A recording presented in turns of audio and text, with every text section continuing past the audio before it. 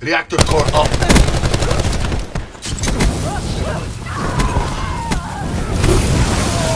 Hostiles irradiated.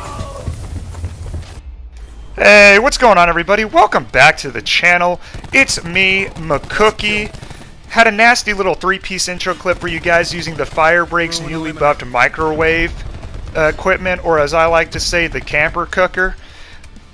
A lot of information to go over in this video, so I'm just going to get to it as fast as I can. This is basically going to be my final Black Ops 4 beta review.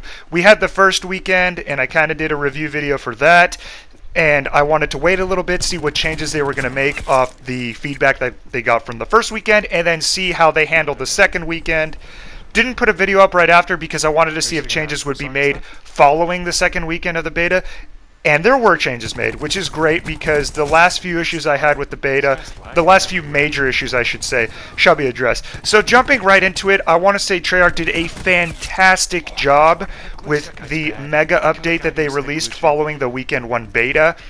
In my previous review video, I basically was talking about a bunch of things that needed to be fixed, and it was almost as if Treyarch just played the video and just made a list and literally addressed every single point that I made. I was actually very happy to find that my kind of opinion and thoughts of this beta so far were in line with the developers. That was pretty cool. Everything from them buffing the sprint in and out time of assault rifles and LMGs, to buffing the kill streaks, to nerfing body armor. They even got rid of the visual distortion when you're in gunfights. Every little thing that I pinpointed, for the most part, they addressed in this colossal, it was like a 2-page patch notes update. And that was basically released at the start of the Weekend 2 beta. And I just want to say that that update completely gave me a different experience from the Weekend 1 beta. Weekend 1 beta, I wasn't sure how I felt about it. Connections felt crappy. I was getting frame rate drops for the first time in a Call of Duty game, which is supposed to have 60 frames per second by standard. I couldn't even get a UAV after playing for like an hour and a half at times. Like, I was just sitting there, I'm like, am I bad at Call of Duty? Do I not know how to play anymore? I waltzed into this weekend 2 of the beta after all the changes. Ended up getting every kill streak in the game multiple times. There were games where I would get the 3 highest kill streaks in the game without dying multiple times.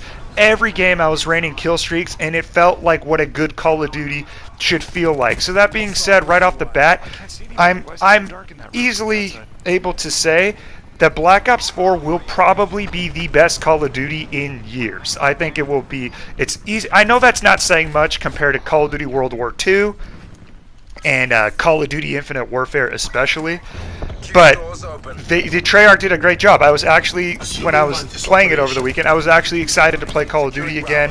I had an urge to play Call of Duty again, which I haven't had in a long time, basically since I got Overwatch. And honestly, they released a lot of content in this beta, which is pretty cool. A lot of developers don't normally do that. But the updates they did were great. That being said, there are still some problems that I think need to be addressed. Some are more major than others, which I'll get into in a little bit. But I just want to start off by saying the things I did like, because honestly, I liked a lot more than I disliked. I think the stuff that I don't like about this game still is very minor, and as long as they keep on the same track of keeping up to date with what the community in general wants, you know, releasing really good updates like they did for the Weekend 2, you know, balancing out the guns. They nerfed a few submachine guns, they buffed all of the assault rifles, light machine guns. We had a lot more variety in the Weekend 2 beta. People were calling in kill streaks were getting kills, because also part of the update they did, they buffed the score streak. So these are all positives. Like, this is all stuff that I really liked about the beta. The kill streaks were great. The guns, for the most part, felt great. The balance may have been skewered a little more towards assault rifles now, and that's because of how the fog of war radar was. Basically, if you're too close to somebody, typically with a submachine gun or a shotgun, you would appear on your enemy's radar behind them on their radar without even firing your weapon yet.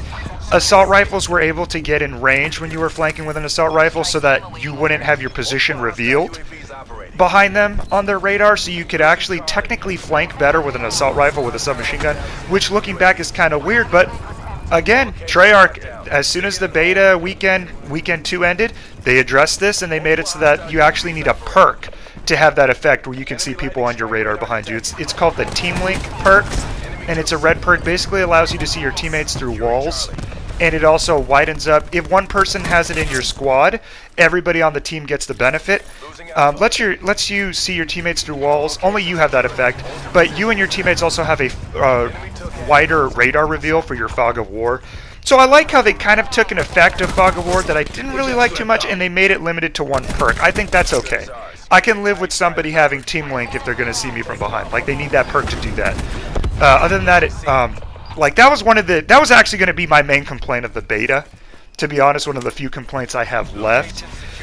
But everything else, it was fun, fast-paced, it felt good. Kill streaks are killing stuff.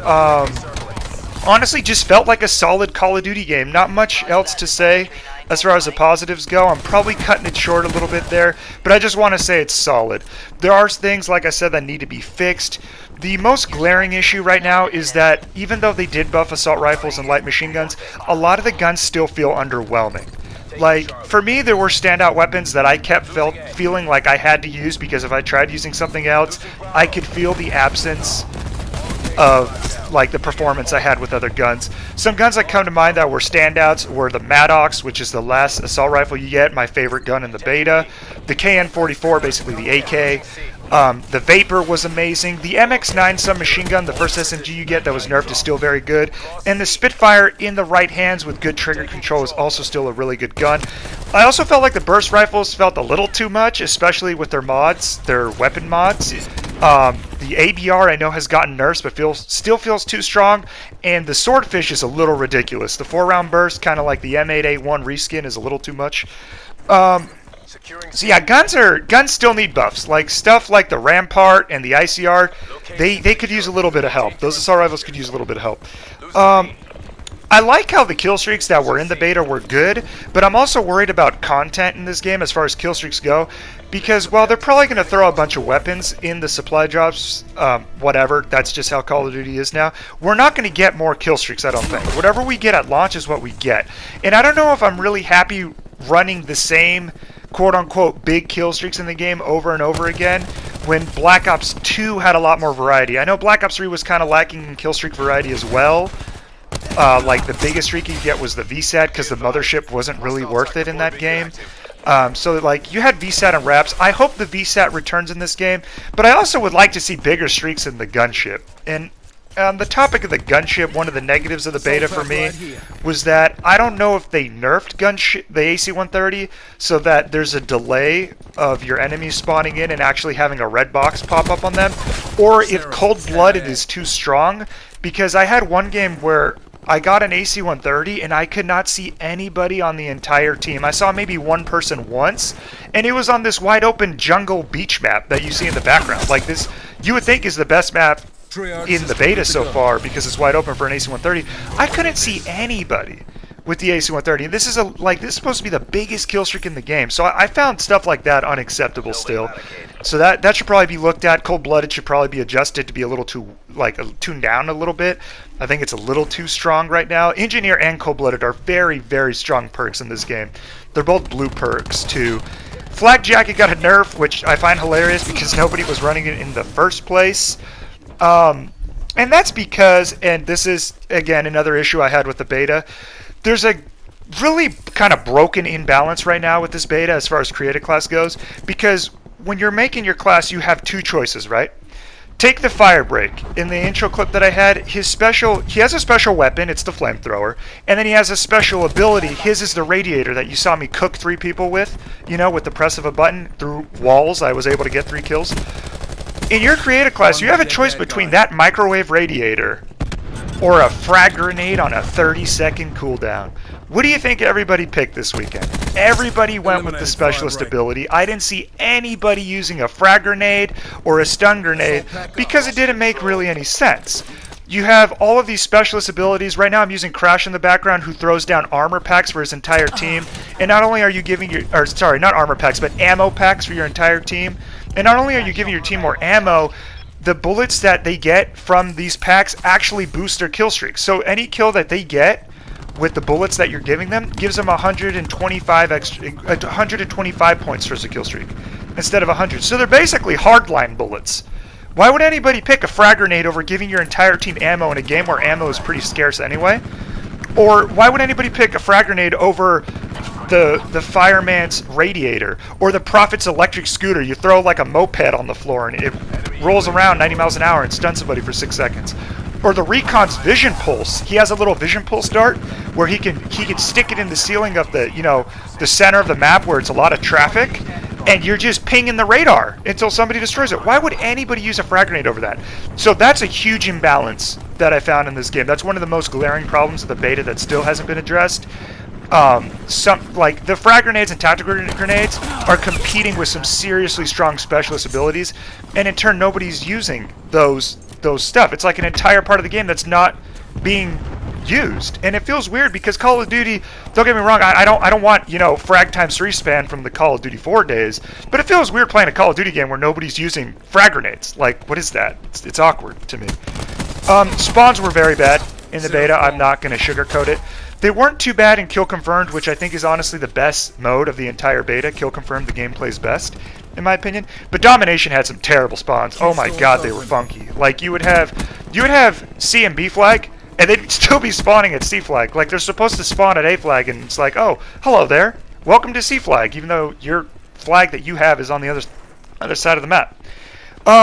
They nerfed jump shotting, and then they reverted it again because everybody who had a modded controller cried too hard, I guess. So you still jump pretty freaking high in this game. It's a little more tolerable now. I don't know if I got better at killing jump shotters, or I dug into the dirty and started doing it a little bit myself with a regular controller. I think the increased heal cooldown for healing yourself was unnecessary. They made it take a little longer. The radiator, anytime you get burned in this game by anything, you get hit with a wounded status effect. It's basically the anti-nade effect, same as what Ana has on her grenade in Overwatch, except in Overwatch, that goes away in 6 seconds. You can't heal yourself in Overwatch. In this game, it lasts 20 seconds, which is insanely long. That's like, 20 seconds is like an eternity in Call of Duty. So that definitely needs to be toned down a lot. Some areas of the maps are still a little too dark. I'm thinking under the freeway underpass, like Gridlock, I mentioned that before. Some of the rooms on Hacienda are way too dark, the new Hacienda map. I didn't like that too much. But overall, that's all that really comes to mind. The 9-bang was buffed to be very, very strong now, and it just feels insane. The Ajax specialist has a special ability which is a 9-bang, and it's hilarious that it's competing with a regular flashbang, because the 9-bang will literally, if you get hit by this, it's literally just put the controller down, plug it into charge, because you're done. You're not going to win this fight. So yeah, I wasn't a big fan of Ajax's 9-bang grenade, and I also think it's hilarious that something like that is competing with a regular tactical grenade or a regular frag grenade. So honestly, guys, overall my final thoughts are that this is definitely going to be the best Call of Duty in years. It's easily better than Call of Duty World War II. It's easily better than Infinite Warfare, and it has potential, if Treyarch keeps putting out great updates like this, if they update it with good content, I think it has potential to also beat Black Ops 3. If you guys enjoyed the video, give it a like and sub for more. Those are my final thoughts on the Black Ops 4 beta. I'll try and get some Blackout Battle Royale gameplay when that beta portion of the beta opens up for COD in September 10, I want to say. But anyway, guys, thank you so much for watching. I will catch y'all later. MCKOOKIE out.